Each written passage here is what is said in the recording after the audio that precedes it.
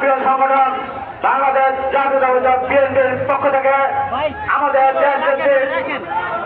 খালেদা জিয়ার পক্ষ থেকে দেশ নেতা তারেক রহমানের পক্ষ থেকে রক্তিম সালাম বিপ্লবী বৃন্দন।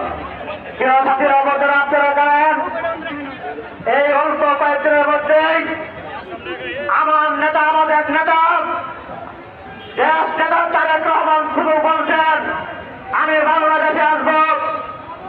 এরপর থেকেই বাইরের দেশ কিছু ষড়যন্ত্রকারী এবং ভিতরের কিছু ষড়যন্ত্রকারী তারা ষড়যন্ত্র করে ফেলেছে এবং ষড়যন্ত্র করে এই ছবি নাই তারা তারেক রহমানের নামে রুমে কথা বলতে সহজ পায় না। কিভাবে সহজ পায় আমরা সেটা দেখতে চাই। যিনি জনগণের মধ্যে আছে শহীদ জিয়া, খালেদা জিয়া, তারেক রহমান ছাড়া বাংলাদেশ অসমাপ্ত। এই পরিবারের মধ্যে যদি কেউ পুরস্কৃত দেখায় বাংলাদেশ জাতীয় দল বিএনপি এবং তার অঙ্গ সংগঠন এবং এদেশের জনগণ বসে থাকবে না, বসে থাকবে না। এবং সামনে যে পরিস্থিতি আসুক সেই পরিস্থিতি আমাদের বাসন ছাড়া দিয়ে ঐক্যবদ্ধ আমরা সেইভাবে মোকাবেলা করবো এবং সবাইকে ঐক্যবদ্ধ থাকার আহ্বান জানিয়ে